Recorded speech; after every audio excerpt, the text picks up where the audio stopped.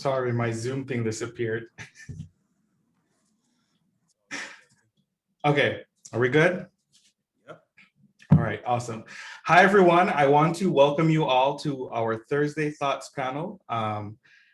This is the first one that we're having this year, and I'm really excited to have it be part of our Black History Month programming that's being offered through our Student Diversity and Social Justice Office. As you know, UNLV Career Services, or if you didn't know, UNLV Career Services and SDSJ has been partnering in bringing these panels and in terms of bringing different voices to talk about career and professional development. And so I'm really excited today for today's panel, which is focused on navigating the workforce as a Black professional. For those of you who I haven't met yet, my name is Justin Gomez. I use he, him, and if you speak Spanish, él pronouns, and I'm the Assistant Director for Career and Professional Development in UNLV Career Services, which is just a fancy way of saying that I'm a career coach.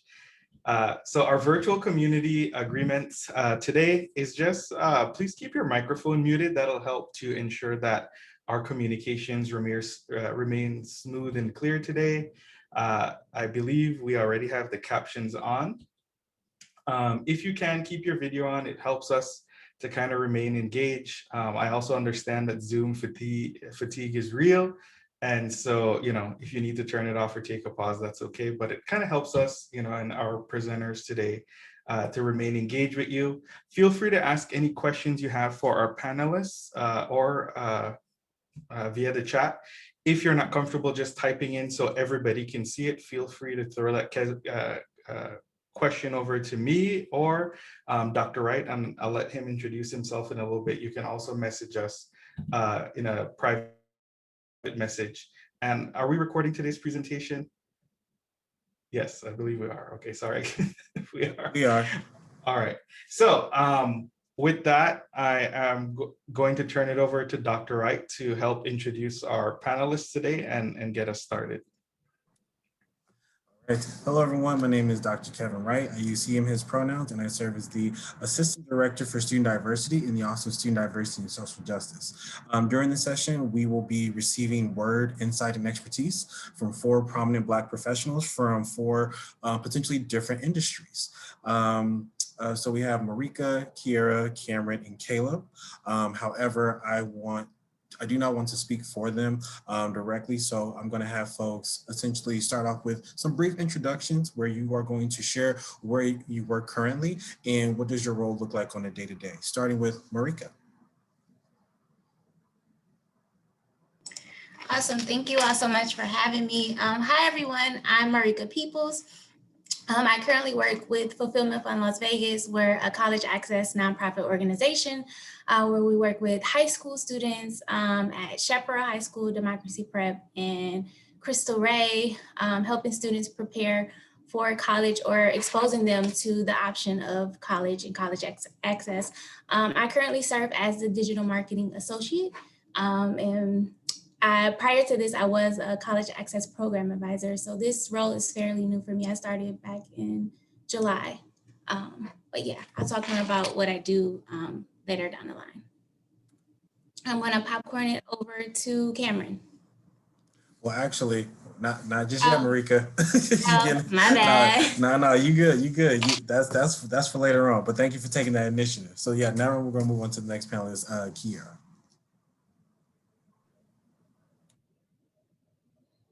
Good afternoon. Part of reclaiming my place and space in the world is to share this introduction in this way. Yak e she'e tetnazet ninishla, although na hitli chickasaw choctaw Mississippi dan the kaigi bushichin, Kier Weathersby and Shish, Kanflana dan Nasha. I am an Afro-Indigenous cisgender matriarch. My pronouns are she, her, hers. And I shared that I'm Tangled Clan and enrolled citizen of the Navajo Nation. My mother is from Tuba City, Arizona, and my father is from Prentice, Mississippi. I am a 2-time alumna of Northern Arizona University and dual degrees of business management and psychological sciences. And I currently serve as the assistant director in leadership, engagement activities, and peer mentoring where I focus on peer mentoring, creating curriculum to teach the peer mentors how to support first year and new to NAU students. And I currently serve in a few different positions as Commissioner for Native Americans and the Student Affairs, Diversity, Equity, and Inclusion Working Group, where I use my privilege to bring voices that are not heard to the table. Thank you for having me. Thank you, Kiera. Now, Cameron. Hello, everyone. My name is Cameron Kennebrew. I was graduated from the University of Cincinnati last year in 2020 with a marketing degree. And as a lot of you guys know, we entered the mix. So my career trajectory changed a whole lot in that time between graduation and I think I had a job and then going to hiring freezes, being along those lines. But in that time, I was blessed enough to find an opportunity at Box, which is a cloud tech company. And I work in the sales department. So I handle a lot of inbound sales and prospecting to account executives to have different agreements with multi-million-dollar corporations. So some of our notable clients are the Department of Justice, NASA, Amazon, any Fortune 500 company that we typically work with. And my job is to sell to other businesses in the tech industry. So it's a really great industry, and I really learned that I love sales in this meantime. So you have any questions about sales or marketing, just let me know. I'll be glad to help. Thanks for having me. Thank you, Cameron. And then off to our last panelist, Caleb. Hi, everyone. Just let you know, me and my brother are twins, Cameron, who was just speaking there before. So just so you're not confused with that. So my name is Caleb Kennebrew. I am also a 2020 graduate from the University of Cincinnati College of Business. I am currently a part of a executive development training program for managers at Macy's. So specifically in this rotation, I am leading a team. We could talk about the details a little bit later on, but as far as my work, I am a manager at Macy's with the call center, and I help develop strategies of how we can help improve customer experience. So yeah, that's about me. All right, thank you all to the panelists for those brief introductions. Now we're going to move on to the actual questions. And the way that we're going to have it set up is that we have a few slides with predetermined questions that we gathered from our students that wanted to make sure that certain questions were at least acknowledged and brought up in this space.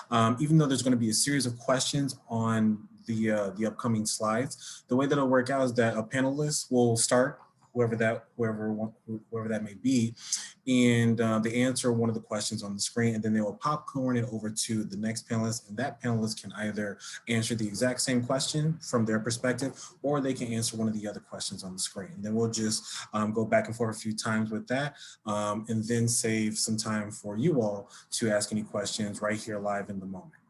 All right, so heading over to the next slide. So I'll read all 4 questions, and then I will have any of the panelists feel free to start. So the 4 questions on the screen are: what type of education and/or training did you need to get or decide to get in order to get into your position? The next question is: talk about your career trajectory. How long have you been in this field, and what has your career path looked like thus far? The next question is: what have been some challenges you have faced or are currently facing as it relates to being a Black professional? And the last question on the screen was: how has your Black identity determined the kind of employer you work for? So again, any panelist can feel free to start. You can choose any question to answer. I can start real quick. I'll answer the first one. So what type of education and training did I need for this position? So as you know, a lot of times you need MBAs and doctorate degrees to get different positions. Well, my position is a very entry-level position and is really trained to develop you into a seller. So for me, you just needed to have a college degree. To be honest, they didn't even verify it, but you do need a college degree. And from there on, they really teach you the basics of selling. We have people who came in from all different organizations where they might have worked for a nonprofit before, or they were in marketing, but within Box, particularly in my position, is developmental program. So I would say if you are interested in sales, never take I don't have any experience into account. You're always eligible to learn and grow from your experiences. And that's what a lot of employers right now are looking for, especially in this COVID area. I'll popcorn it over to Kiara.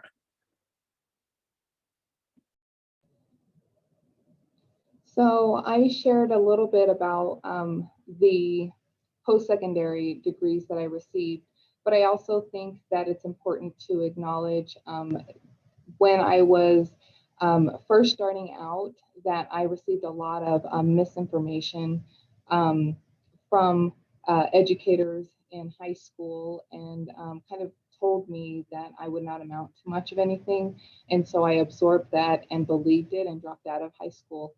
And I was working in escrow and title insurance when I realized that my good enough diploma was not going to allow me to grow. So what I did is I came back and started at the local community college, and then went into I finished my associate's degree and then received the dual bachelor's degrees as a non-traditional first-generation student, and then moved into the master's program to kind of understand how to support and learn about my lineages and things that are not shared in the in any areas of education unless you really go out to seek it. Right now, I teach a couple of courses, and I am required to have at least a master's degree in order to be able to teach those courses. So without that, then I wouldn't be able to have, I guess, the reach and the impact and the support for students to see a melanated person sharing with them their experiences and uplifting them. And I will popcorn over to Marika. Thank you. I didn't really touch on my educational background. I graduated from Miami University. So shout out to University of Cincinnati because I'm very familiar with Cincinnati. I got my degree, my bachelor's in education and my master's in urban leadership. But what I do has nothing to do with either of my degrees. So I guess my educational background opened the door for me to work in education, in the realm of education, teaching. I used to teach, and then my current role at Fulfillment Fund. So my educational experience opened the door for me to get such a well-paying job and to jumpstart my career. But ultimately, I don't have a background in digital marketing and social media. It's just a skill that I picked up because I love social media and I love the digital age and digital marketing. So it didn't take, I went to like different conferences and things like that. And that's the thing about just the workforce in general. It's, yes, your education is important, but also your experiences are important, and who you know and who knows you are important as well. One of my colleagues, she was in my grad program, and I had no idea during the interview when I walked in that she was in the same grad program as me because she was in a different cohort. So that connection through education, but also my passion and my skill sets, and letting them know like, this is something that I'm passionate about and I want to pursue. And thanks to COVID, the door opened up for this new position because we transitioned from on campus to, digital now.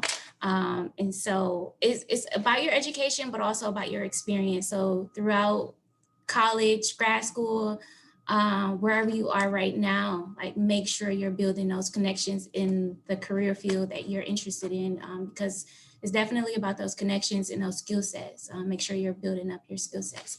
So that's what I'll say about that question. And I'm gonna popcorn it over to Caleb. Yep. Sorry, I'm on mute. So I'll just touch a little bit about that question, then I'll move on to the next one. So I had a degree in marketing, and my current role right now is management. So I oversee a team of 3 people, business analysts, and we go over our call system. So if there's any issues with how a customer gets in touch with Macy's for any issue, my team handles the routing, see how it goes towards, and then all the data analytics behind it. So coming from a marketing background, I have no idea what I'm doing. So they really taught me on the job training. So that's one big thing I really want people to talk about, is how your entry degree has nothing to do with what role you're in and how that impacts your success at work. This is a lot of learning curve for me, but specifically it's great experience to help manage and lead a team to success that has actual real impact on your work. So I'll start. The next question is talk about your career trajectory. How long have you been in the field, and what is your career path like? My career path is a little bit different, as I am part of a executive development program. So I'm in a rotational program where I have different assets to different positions inside management. So I will basically be in this role for a couple more months, and I'll transition to another role where I will talk about my experiences, and then they will put me over another team in a totally different department to help find out what I actually want to do. So right now I'm a manager of a tech team, but tomorrow I could be a manager of a call center.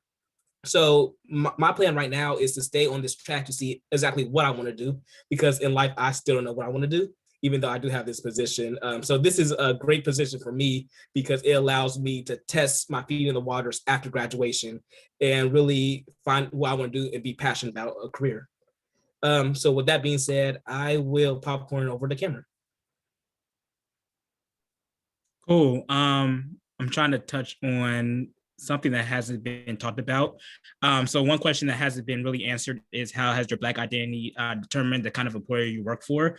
And I think your identity has a lot of impact on what career field you go into, what company you want to work for. And for me, I learned all about Box's culture through a fellowship.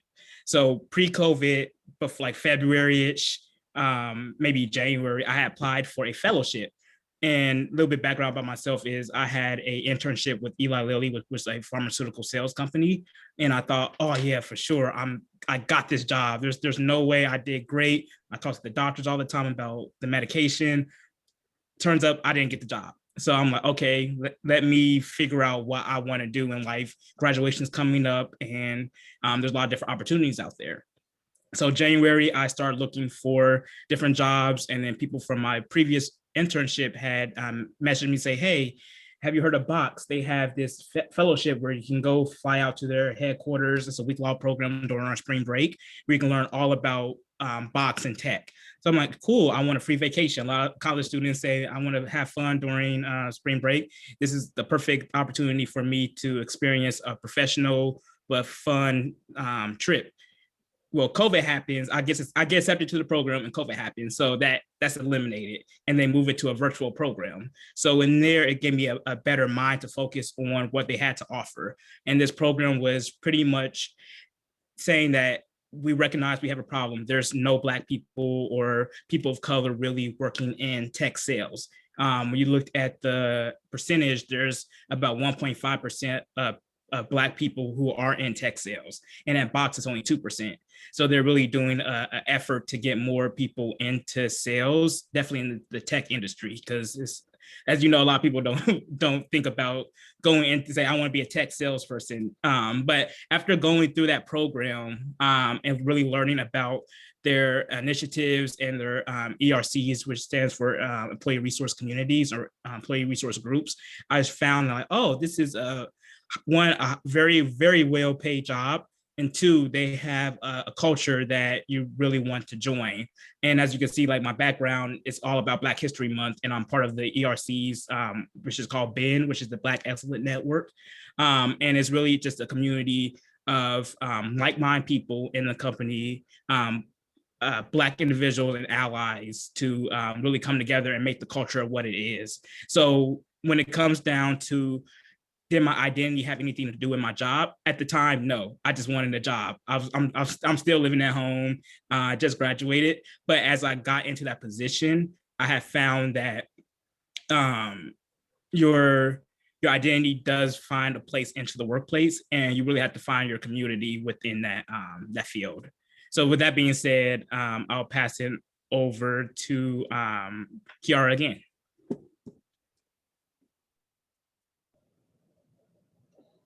So I would say challenges that I have faced and I'm currently facing as a multicultural woman is that there's always the generalizations of being too emotional, being too loud, being too much of everything. And so, but I also recognize that I have privilege in many areas as far as being educated and being able to bring my own chair to the proverbial table to speak up. And one of the things that is most recent that I can think of is being part of these ad hoc task force and work groups that are around diversity, equity, and inclusion, but not really wanting to have the conversation. And so being what Lovey Ajayi says about getting comfortable being uncomfortable and being willing to be the domino that's ready to fall to start conversations and to bring up the uncomfortable truths that people don't want to face, and asking people to do the work rather than relying on marginalized populations to always do the educating surrounding what is going on, where we're at, what we're doing, and the whys behind that, the systemic issues that have come from policies that have been implemented by the U.S. federal government. And so really just coming in as a place of owning the truth and saying, this is who I am, and then nobody can bring it up against you, right? Being able to lift voices, and then also the willingness to, again, bring my own chair to the table to then uplift my marginalized brothers and sisters' voices, so that we can start to center the conversation around those voices to get where we really need to go. And I'm going to popcorn back to Marika. I guess I'll touch on the bottom two questions combined. So one of the greatest challenges I've faced and still wrestle with at times is accepting and believing that I belong at the table, especially as a Black woman. Although I'm educated, that's great. There are moments where I feel like I don't belong at the table, mainly because I'm a Black woman. But I am grateful that I have colleagues and managers, my manager, my director, and our CEO. She's heavily invested in the organization. There's the culture of the organization is very like, they support individuality. So when I interviewed with them, I had box braids in my hair and I was nervous that I wouldn't get the job because of the box braids, but lo and behold, I got the job. And then when I got in there, I'm like, can I get my nose pierced, or can I wear my hair this way? Like, can I get my hair colored? I done been through blonde, now orange. And I asked first, like, is it okay? And they're just like, yeah, like, do you, be you. And so this is the first position where I've been able to be myself fully, as from the hair to the piercings. Some of my colleagues have tattoos. So they kind of set the tone. And like now I'm not looking for new employment or anything like that, but when the time comes, like they've set the standard, like I will not step, if I feel like they won't accept me for who I am and I won't be able to voice my opinion and my ideas at the table, then I'll walk away from it, or I won't accept the position, because that matters. And this organization has set the tone for that. But internally, I still have to remind myself, Marika, you belong here. You are not only representing back at home, which is Cleveland, your family, but you're also be an example for the students that you're serving, for the Black and Brown students that you're serving. And so I just have to remind myself to make some noise and to take up space, because I've been allowed to, like I've been granted, and even if I wasn't granted permission to take up space and be loud, I am now comfortable in who I am and what I bring to the table to do that. So I have to remind myself, like, sis, you belong here. Speak up. Share what you have to say, and take up space. Make some noise. So, and I would say that to you all as well, moving forward. Like, your hair is professional. How you talk, how you look is professional. Like, I don't have to code switch in my organization. Granted, I'm still professional, but I'm me, like, and I'm grateful that I can do that. I'm me. So yeah, I don't, do you want me to continue to popcorn it, or are we going to new questions? We're going to transition a little bit, and I really do appreciate you all for sharing your perspective so far, especially in terms of that piece about, just trying to figure out, like, what is even the process to navigate into a role, right? And then finding that sense of belonging, having a seat at the table, making sure that you are quote unquote professional, right? All of these things come up every day, especially for professionals of color, even more so for Black professionals, right? So it's one of those things where it's interesting to see the parallels of people's experiences navigating different kinds of industries, different kind of roles, in different kind of jobs. So now we're going to transition to the next slide, which talks about career and identity. And we have another set of questions, and I'll read them aloud. And we're just going to do the same format. So again, whoever wants to start off, you can, if you feel welcome to do so. And again, you can answer. You answer a question, the next panelist after you, they can either answer the same question or move on to another one, whichever one strongly resonates with you, because I want to make sure that we still continue to have a well-rounded conversation so far.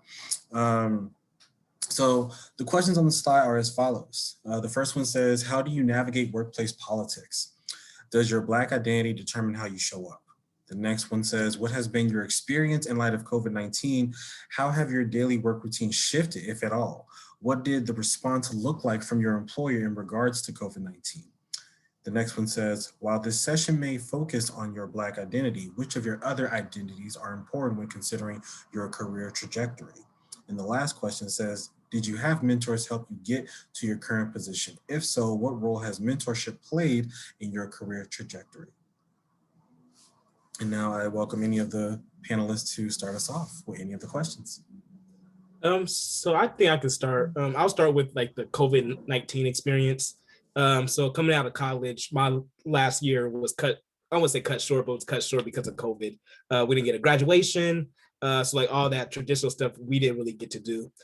As well, on top of that, I was offered a position in January or September of 2019, and in March when everything shut down, they called us and said, hey, just let you know, we're putting your job on hold. We'll get in contact with you when you can actually have a start date. I was supposed to start in June, and then May started coming around, haven't heard anything from my employer.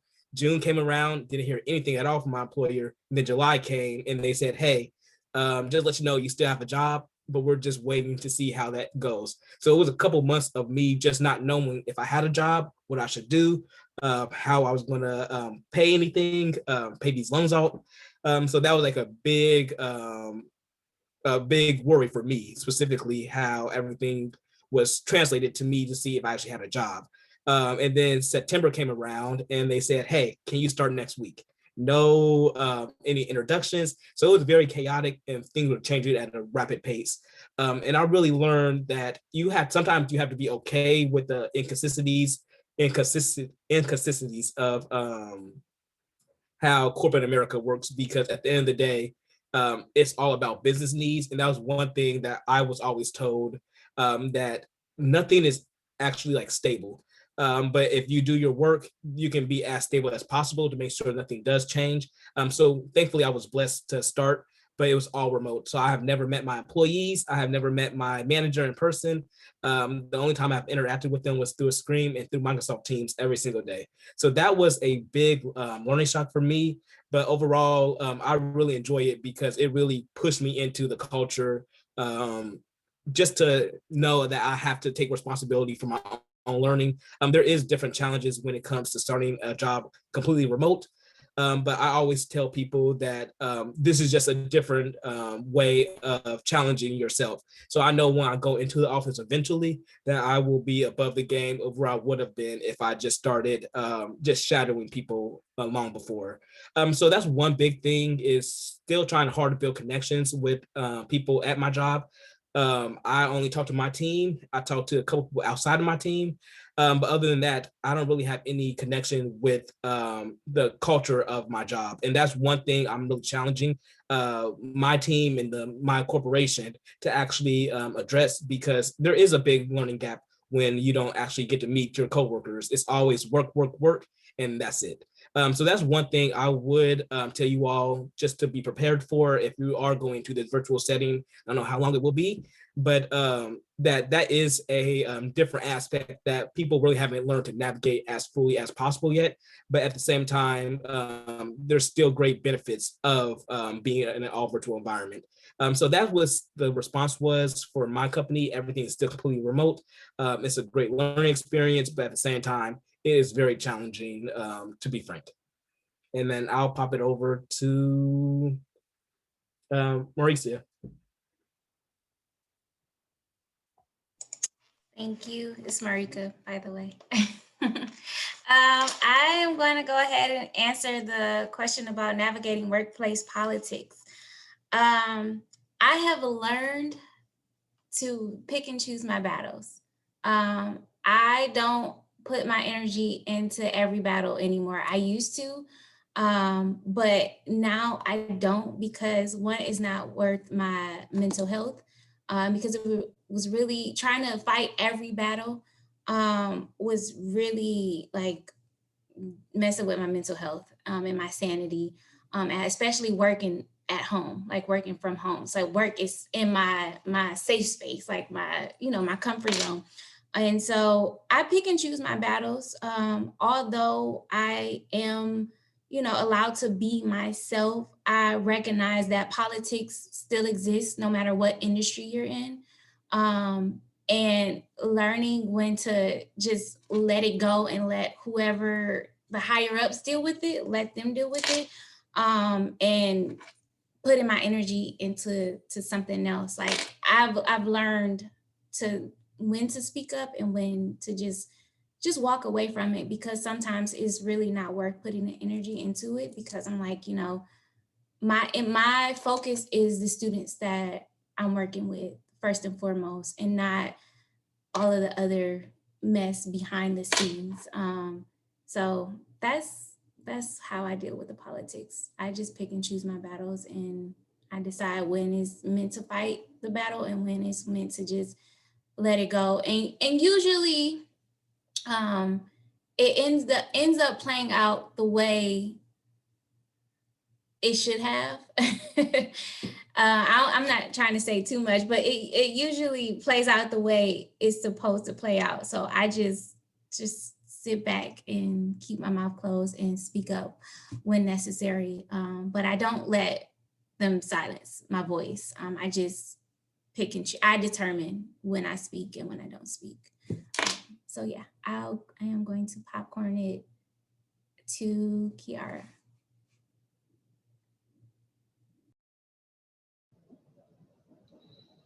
So I'll speak to mentorship and sponsorship, right? I have had strong women of color who have poured into me and helped me to believe that I'm supposed to be here, to help get over the idea that I don't belong. I think that is a misconception. And one of the things that I've learned is that we only feel imposter syndrome when we are trying to fit into the status quo, and to know that all of our ancestors, right, through trials and tribulations, made it so that we could be here and to stand in that truth and stand in that power. And so those are the people who have uplifted me. And I think that has played a role in my career trajectory, because those people so mentored me, as in giving me, pouring into me and helping me to learn the ways in which I was to navigate the workspace. But then sponsorship and being the people that were bringing up my name when I'm not in the room, right? And so that's how I received the promotions that I've received thus far, in order to get to be an assistant director. And one of the pieces that I want to share about mentorship is that whether you do or do not, people are still looking up to you, and that is leadership.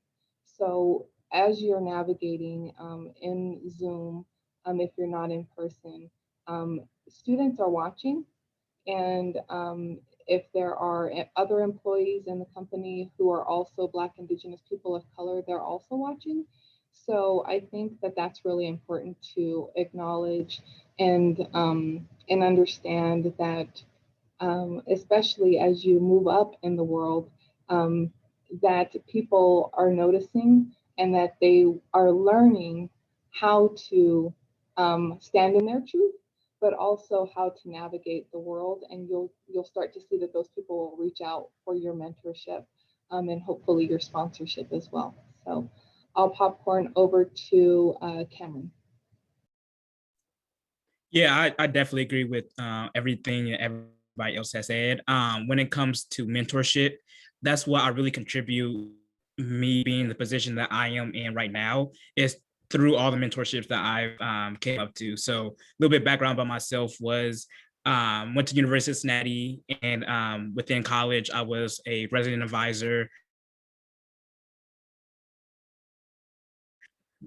Can you guys hear me now? Sorry, I think I broke up. Cool.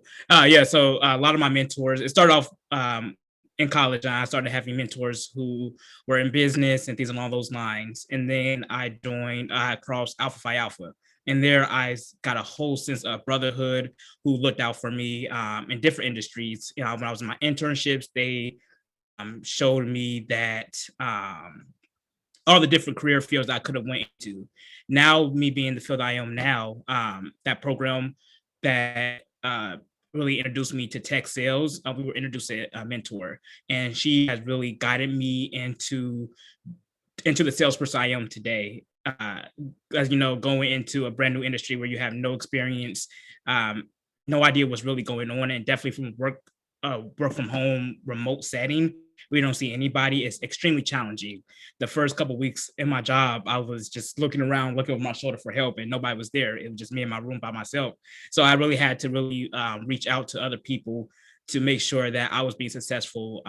But as I started growing on, I started finding more men of color in my position, and I started reaching out to them, and they really took me under their wing. And right now I can say, because of their mentorship and me being humble enough to ask for help, because nothing being ashamed to ask for help, they really push you into the right position. And now I'm in the top 25% of my team in selling, and it's all due to mentorship and things along those lines. So if you don't have a mentor, always reach out to somebody, because people really do want to give back and help other people. And that's what I try to do in my daily time too. So.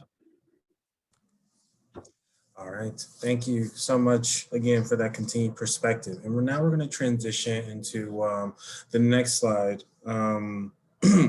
which will talk about space, as well as kind of building on that mentorship or sponsorship aspect, as well as the places that we navigate.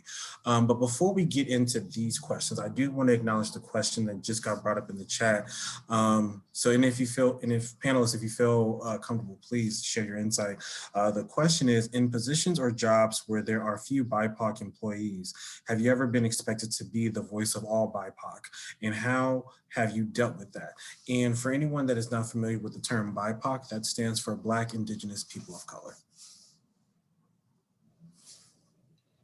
I would say, Hannah, in regards to your question, that I think we tend to find ourselves in those places. And one of the things that I do is use I statements, right? I, as a Black Indigenous woman or Afro-Indigenous woman, this is how I perceive things, this is how I am, but I cannot speak for everyone. And so I preface the responses when I feel like I'm in those situations with that before I share my thoughts or feelings, just to let them know that just because you have somebody who is Black, Indigenous, that a person of color doesn't speak for everybody. Where everybody, I think the generalizations that happen, sometimes we can either speak to them or we can sometimes get caught up in them. And so that's why I always preface my responses with, this is my statement, but I can't speak for everyone.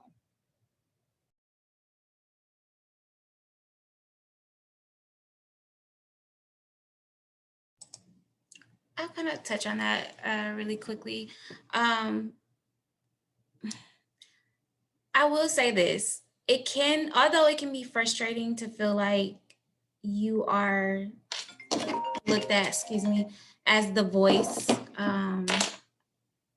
for BIPOC, and I'm still new to that term, but I've learned that although I am not the voice for all Black people, I am a voice that represents Black people. And so now I don't get frustrated when people look to me as if I am the representation for all Black people. But I do know, like, my experience can speak for a lot of it's the same experience as a lot of other Black people. So although it's my, work is, I'm getting all of these notifications. But I do accept and am grateful for at least them having a voice at the table versus no voice at the table to speak up on behalf of Black people and Black students. So yeah, that's just how I look at it now and how I approach it. And I do agree with the I statements. I do say, like, this is my story. And this is how I feel and what I think, but maybe, ask other people or do your research as well. Hold people accountable and let them do your research.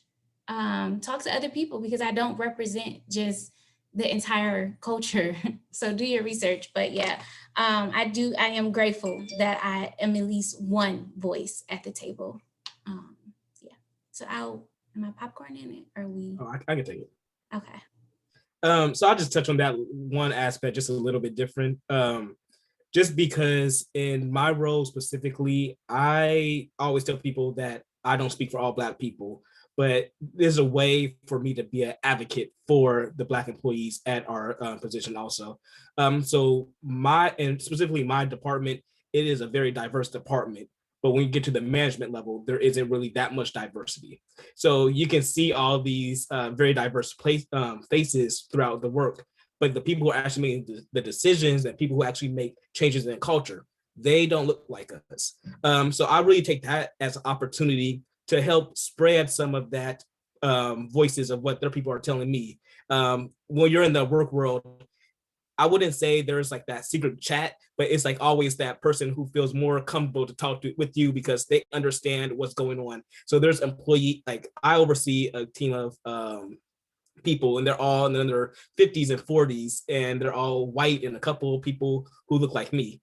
So the people who look like me, they always say like, hey, I think this is what's going on. And they always are their true self.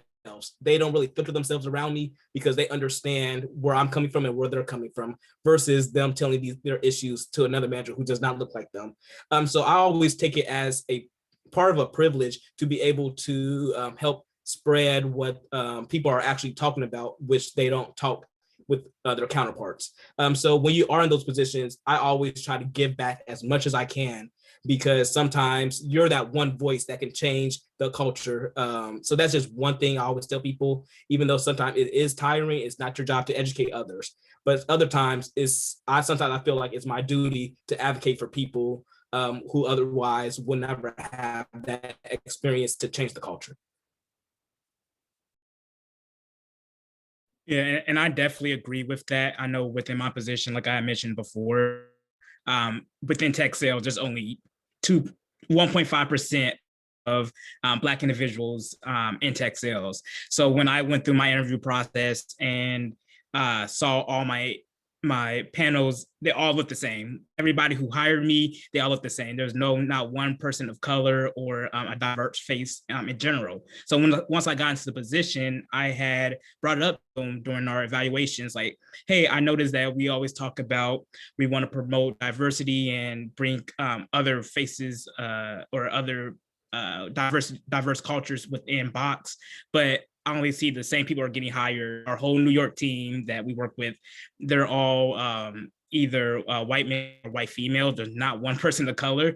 And me being in the position I am, I'm not afraid to bring that up. It can be in a private setting or it can be in a public setting, but you would really have to know the best way to go about it. You can't, sometimes it might come off as, oh, he's angry or just advocating for Black people, but it's a valid point when you really want to have diverse faces within your company. So you really don't speak for everybody, but like she said, you have to use I statements to let you know that your voice will be heard, and you're not afraid to bring up some of those tough conversations at times. And then when it comes down to where do you get your best work done, as we know, we're all working from home. So sometimes in sales, you have a lot of downtime. You get paid on commission, so you really have to find different spots. So sometimes I go outside, sometimes I'm in my bed a lot of the time just working, or sometimes I'm in my desk. So it's whatever your workflow is, and whatever you guys feel acceptable to get your things done. So. Thank you for that. And again, to the folks in the audience, if you have any other questions, feel free to put those in the chat and we will try our best to answer them. So on this last slide, this is mainly just, for our last final 10 minutes, just anything else that you would care to add. So I'll read off the questions and then again, we'll still follow the same flow of like choose as you please, so to speak. So this is more of a question for the panelists and the audience. Is there something we didn't ask today that we should have? So is there something that's like, burning on your mind or just sitting really heavy on your heart that you really want to like acknowledge in this space? And if so, what is that? The next question is, what are places of support you have found in the workplace? The next one asks, what are some pieces of advice you have with navigating the workforce as it relates to your most important identities? Which many of you touched on as we talked about, not trying to represent all BIPOC individuals, even though you identify within specifically the African diaspora, but as well as potentially being multiracial, multicultural, et cetera, et cetera. So I appreciate you all for acknowledging that. And then the last question asks, where do you get your best work done? And again, choose as you go, feel free, whoever feels empowered enough to start. I can start real quick. So the only thing I would say is there's something we didn't ask today that we should have. I would say it's not about, someone mentioned on this before, but it's not about what you do, it's about who you know in these positions. So networking is the biggest takeaway I took out of going to college. Meeting these different job recruiters, meeting people through LinkedIn. That was the main reason I was able to get into the position I was, because I made that connection. I went up to someone at a career fair and say, hey, are there any opportunities? No, okay, well, can I keep in contact with you in case something does come up in the future? So that's what my biggest takeaway is like the bigger your network is, the greater chance you have for that success to get into the position you want to do. And then also, it's okay not to know what you want to do. A lot of people have start out in college and then their career trajectory goes in a totally different way. So just don't ever be discouraged if you hear no a couple of times, because I guarantee you, everyone who's been on a job search has heard the word no, and just take that with a grain of salt and then just keep persevering, because eventually everyone can't say no. At least one person has to say yes. Oh, and then I'll popcorn it over to Kiera. Along the lines of what Caleb shared, places of support that I found in the workplace have tended to be in melanated spaces, right? and being able to speak how I really feel, and know that that I'm supported. I think a piece of advice that I would give, though, is that all skin folk ain't kinfolk, because I have shared with people sometimes and then had that come back to me. So I would just be mindful, get to know people before you share how you're feeling. And but that's also the places where I found my mentors, who then helped me to be where I'm at today. And open conversations with those individuals, networking, do a little bit of research. As far as networking, you can do what they call informational interviews, where you just kind of ask, hey, how did you get this job? What did, do you like this job? What are some of the things that you wish you knew about this job before you got here? Would you recommend this job to someone? And that's how you can start to build that rapport with mentors and sponsors, but just even colleagues, because both of you are likely to move up, right? And you can share that experience with one another. I've had conversations where I've taught colleagues how to advocate for themselves and advocate for correct compensation, so salary negotiations. And so just find people that they obviously know something that you would like to know, and just ask them questions. And I think that's really the best way to get to know people, is start asking them about themselves. And then it feels a little bit uncomfortable at first, but then you'll find something that you can connect with. And then if not, hey, you tried, and then you move on to somebody that you might have a stronger connection to. I will popcorn to Cameron. Yeah, the one question that hasn't been asked is, one thing I will always advise is doing your research on the company. Like I said before, I had no idea what tech sales was until I entered that program. And once I got into that industry, I'm like, oh, wow, this is, one, it's very high paying. Two, it's a really great culture. They really have great employee benefits and things that you really can't find anywhere else. Like, if we were in the office, they would have like free lunch all the time. They give you reimbursement on gas, on transportation, things along those lines, cell phone, things along those lines. So really do your research on the company, and don't be afraid to reach out. When I was in that between phase of graduation, looking for a job, I was on LinkedIn religiously.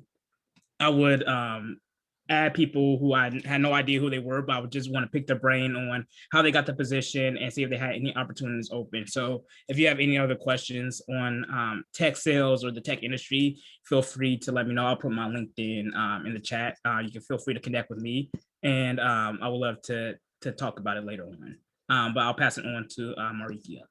Sorry if I mispronounced that. Yes, It's Marika. Marika, sorry. I promise every time they say your name, it cut out on my end, so I apologize. It's fine. On that note, don't be afraid to correct people about your name. I find myself having to do that often with my name. So speak up about who you are and how to pronounce your name. There are a few things that I did want to touch on. Don't be afraid to march to the beat of your own drum. It's great to have mentors and things like that, but don't be afraid to march to the beat of your own drum. Take what is it? Chew the meat, spit the bone out. So what that means is like your mentors may not know the proper path for you. Like, I have mentors, but I still march to the beat of my own drum. That doesn't mean like you can't network. Yes, network, but in terms of listening to advice, like, remember to march. It's okay to get advice, but march to the beat of your own drum. Also, your position may not even be created yet. So when thinking about your career, I don't know where you all are at the moment, but like in thinking about your career, like, just be easy. Like, your career, your position may not even be created just yet. Like, a digital marketing associate wasn't a thing in my organization. And now, because of my skill set and also speaking up about what I'm passionate about, they were able to create a position for me. So you can do what you want to do. Just continue, like all of the panelists have said, network, march to the beat of your own drum, take up space. That's how you are able to be seen. Take up space and utilize your voice, because that's how the people get to know who you are and what you bring to the table. And then those opportunities will be opened up to you. And then the last one, or there's two more. Learn who to trust, like Kiara mentioned, learn who to trust. It'll come easily. Like people will show you who they are real quick. But in order to do that, my dad always tells me, keep your head up and your eyes open. Like keep your head up and your eyes open. I pay attention to everything. I may not say a lot, but I pay attention to everything. And that's how one of the ways you'll learn who to trust, who to talk to, who not to talk to, who to keep your distance from, who to collaborate with, and things like that. So march to the beat of your own drum, learn who to trust, keep your head up and your eyes open, take up space, use your voice, and you may create your own position, you may be able to create your own position. So yes, good luck to you all. All right, and it looks like that we are coming near the end of the hour. So we will not be able to ask any other questions, but I do invite the panelists to put your contact information into the chat in case attendees want to connect with you offline or sometime after this space. Again, this was Thursday Thoughts. It was brought to you by Student Diversity and Social Justice, as well as UNLV Career Services. We did this as part of Black History Month, which is February. There are other events happening throughout the month. 15 events made it to the calendar. But there are so many more opportunities to learn about Black history, learn about the contributions from those within the African diaspora. And please know that Black history is not just meant to be celebrated in the month of February. Black history is made every single day. So then therefore, please appreciate Black people every single day, not just 1 month out of the year. I thank you all again to the panelists for providing your expertise and your insight. Thank you, Justin, for taking care of all the tech stuff behind the scene. And to the attendees, thank you all for showing up and being able to provide your time and your attention to learn about the insight and perspective from these prominent Black professionals. You all have a good day. Enjoy the rest of your day. Enjoy the rest of your week. And we'll see you at the next event. Thank you. Bye.